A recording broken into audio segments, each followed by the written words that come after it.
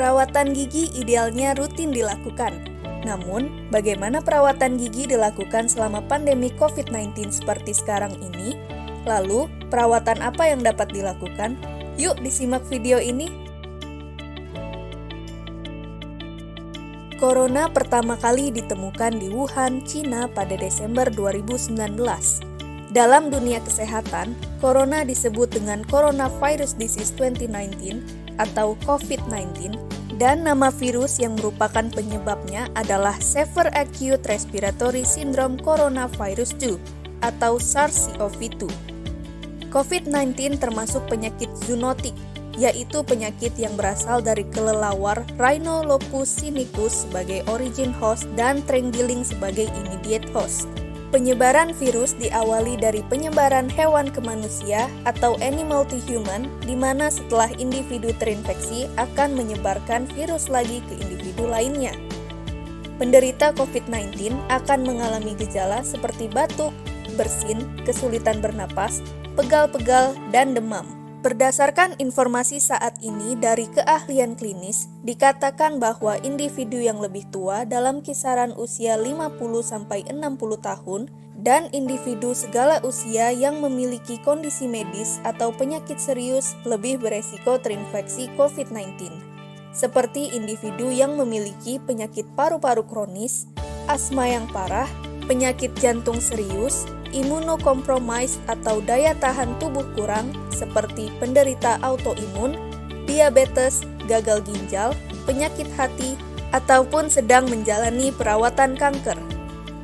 Penyebaran virus COVID-19 dapat melalui berbagai cara seperti respiratory droplet atau tetesan pernapasan, kontak langsung maupun kontak tidak langsung dengan individu yang terinfeksi.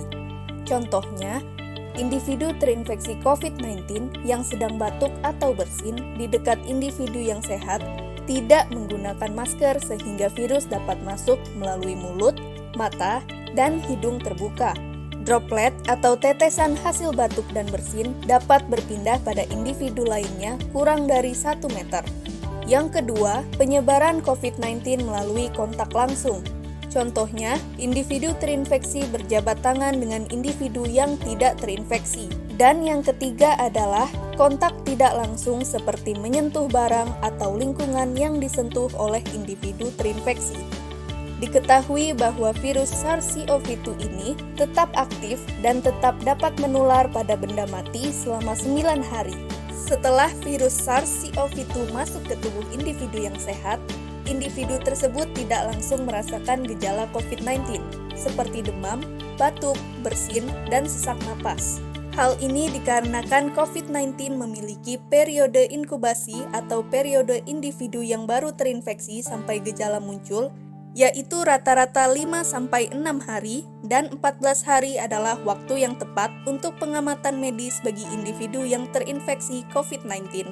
Walaupun individu yang terinfeksi tidak memiliki gejala COVID-19, individu ini tetap dapat menyebarkan virus melalui penyebaran kontak baik langsung atau tidak langsung.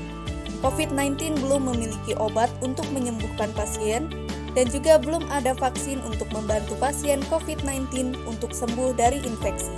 Oleh karena itu, untuk mencegah penyebaran virus dari individu ke individu lainnya, dapat dilakukan pencegahan seperti social distancing, yaitu mengurangi berkumpul dengan jumlah massa yang banyak, dapat dilakukan dengan menghindari tempat ramai, seperti stasiun kereta dan transportasi publik, guna mencegah percampuran antara individu yang tidak terinfeksi dan terinfeksi. Jika individu dianggap terpapar virus tetapi tidak memiliki gejala, atau mungkin masih dalam periode inkubasi, maka individu tersebut harus dikarantina. Karantina ini bertujuan untuk mengurangi potensi penyebaran individu yang terpapar virus sebelum gejala muncul. Jika individu terinfeksi dan memiliki gejala, maka perlu diisolasi. Isolasi adalah pemisahan individu sakit penyakit yang menular dari individu yang tidak terinfeksi, dan biasanya isolasi ini terjadi di rumah sakit.